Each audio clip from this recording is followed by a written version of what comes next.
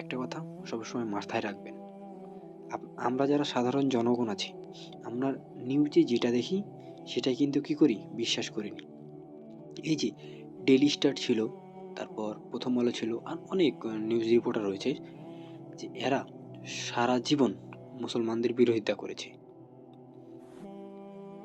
এরা ছিল ভারতের দালাল, বুঝলেন? হয়তো আপনারা বুঝতে পারিনি। এরা মুসলমানদের যদি কোনো একটু ভুল হয়, এরা সেই নিউজটা এক সপ্তাহের বেশি হেডলাইট করে রাখে। আপনি সৌদি আরবের দিকে তাকান, সৌদি আরব কখনো মদের লাইসেন্স দেয়নি, তবু বাংলাদেশের নিউজ রিপোর্টার কি করে, আমাদেরকে হেডলাইন করে দেখায় যে সৌদি আরব মদের লাইসেন্স দিয়েছে।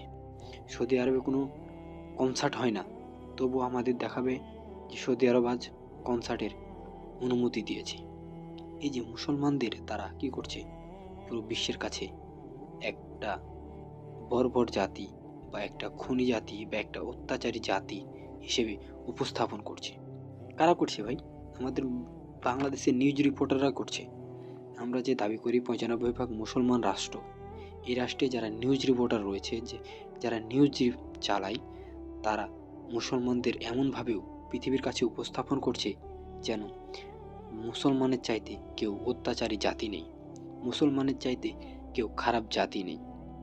এই যে কিছুদিন আগে এক হিন্দু ভাইকে মানে মেরে ফেলা হয়েছিল, তো এই নিউজটা এত পরিমাণ এই বাংলাদেশের নিউজ রিপোর্টাররা রিপোর্ট করেছে, হেডলাইন করেছে, পত্রিকায় দিয়েছে যে এর চাইতে বেশি অন্য কোনো নিউজ এত বেশি তারা প্রচার করেনি।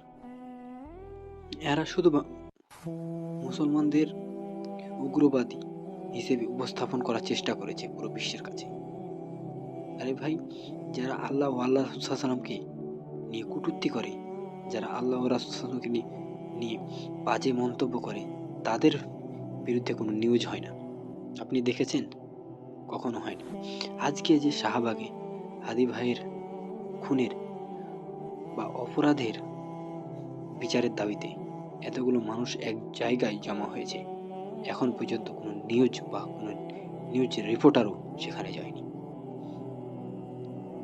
তাহলে এই নিউজ রিপোর্টারগুলো থেকে আপনাদের সতর্ক করছি, আপনারা এই ভুয়া নিউজগুলো থেকে সাবধানে থাকবেন, কারণ এরা মুসলমান জাতিকে ধ্বংস করতে চায়। এরা এই বাংলাদেশ থেকে লুটে পুটে খাচ্ছে। তাই আমরা সতর্ক হই এবং অন্যকে সতর্ক করার আহ্বান জানাচ্ছি। আসসালামু আলাইকুম।